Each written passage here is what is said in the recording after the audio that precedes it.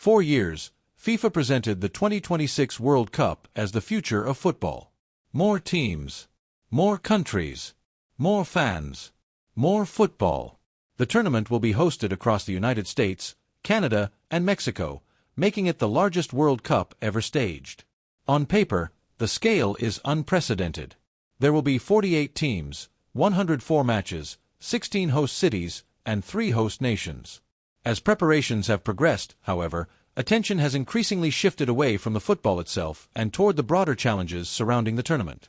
Travel, tickets, visas, transportation, security, costs, politics. Many of the discussions surrounding World Cup 2026 now focus on whether supporters will be able to experience the tournament in the way FIFA intended. The concerns are varied, but they point toward a broader issue. As the World Cup continues to expand, questions are emerging about whether the tournament is becoming more difficult for ordinary supporters to navigate. Before we continue, subscribe to the channel if you enjoy in-depth football documentaries that examine the forces shaping the game beyond the pitch. One of the central features of World Cup 2026 is expansion. For the first time, the tournament will include 48 teams rather than 32. From FIFA's perspective, the rationale is clear. More places create opportunities for more nations to participate, bringing additional football cultures onto the sport's biggest stage. For many supporters around the world, that is a positive development. Countries that historically struggled to qualify now have a more realistic path to the tournament, while fans from a wider range of nations gain the opportunity to experience a World Cup. Expansion, however, also increases complexity. A larger tournament requires more infrastructure, more travel, and more coordination. World Cup 2026 will feature 104 matches spread across vast distances. Previous World Cups were generally contained within a single country. Supporters could follow their teams through a relatively connected tournament environment. That was true in Germany, South Africa, Brazil, and Russia. Travel could still be challenging, but the events remained geographically concentrated. The 2026 World Cup is different. Supporters may find themselves traveling between cities separated by thousands of kilometers within a matter of days. As a result, the experience of following a team begins to resemble a large-scale logistical operation as much as a football tournament. This raises practical questions about what the expanded format means for supporters themselves. Football fans have always accepted significant sacrifices to attend major tournaments. They save money for years, use valuable holiday time, and travel long distances because the World Cup remains one of the most important events in sport. Many supporters are now questioning whether the costs associated with participation are reaching a new level. Flights between host cities, accommodation, local transportation, match tickets, and daily expenses all contribute to the overall cost of attendance. Every World Cup involves financial commitments, but the geographic scale of this tournament creates additional challenges for supporters who want to follow their teams throughout the competition. Transportation providers in some host locations have already faced criticism over pricing policies, with certain proposed costs generating public debate before the tournament has even begun. At the same time, demand remains extremely strong. Reports indicate that millions of ticket requests have been submitted during sales phases. That level of demand reflects the enduring appeal of the World Cup. Popularity, however, is not the same as accessibility. A tournament can attract enormous interest while simultaneously becoming more difficult for many supporters to attend. As costs continue to rise, questions emerge about who is ultimately able to participate in the event. Football has traditionally been defined by its accessibility. Supporters do not need wealth, status, or influence to form a connection with the game. The World Cup has long represented that principle on a global scale, bringing together fans from different countries, cultures, and economic backgrounds. World Cup 2026 introduces another layer to the discussion beyond financial costs. Travel itself has become a significant consideration. Visa requirements, border procedures, and entry regulations are increasingly part of the conversation surrounding attendance. In recent months, several organizations have raised concerns about how immigration policies could affect supporters traveling to the tournament. Human rights groups have warned that uncertainty regarding travel requirements may discourage some fans from attending. The issue is no longer limited to affordability. For some supporters, the question is whether attendance is possible at all. International mobility has always been a fundamental part of the World Cup experience.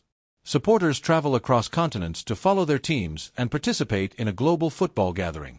Any obstacles to that movement naturally attract attention.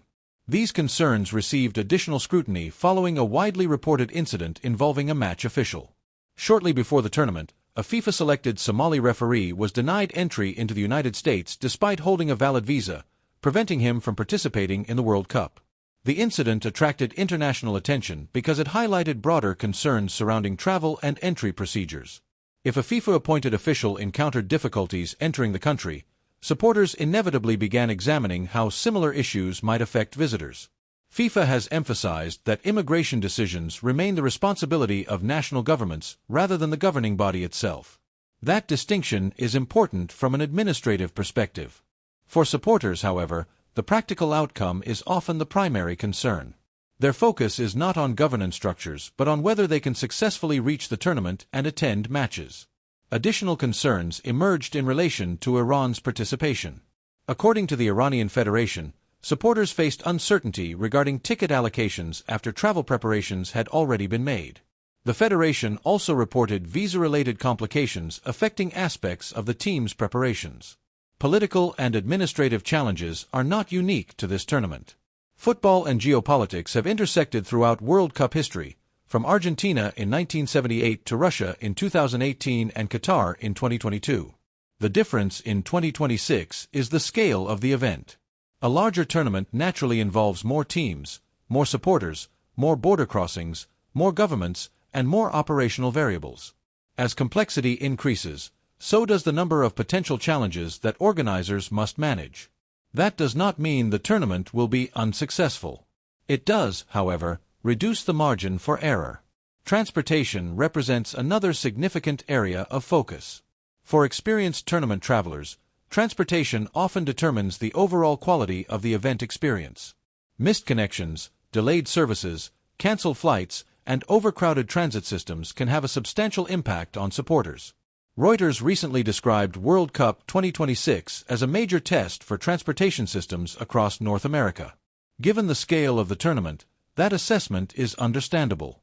The competition will span multiple countries, multiple time zones, and numerous transportation networks while accommodating millions of visitors. The logistical challenge is considerable. Supporters following their teams through multiple rounds may need to coordinate flights, accommodation, local transportation, border crossings, and ticket schedules simultaneously.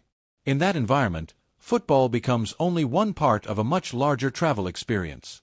Many supporters are comfortable with challenges inside the stadium. The concern is the growing complexity outside it. If you are enjoying the documentary, consider leaving a like. It helps more football fans discover this type of analysis. From FIFA's perspective, many of these developments can also be viewed differently. The organization sought a larger World Cup with broader participation, greater global reach, increased commercial opportunities, and stronger international representation. In several respects, those objectives have been achieved. The expansion to 48 teams is historic.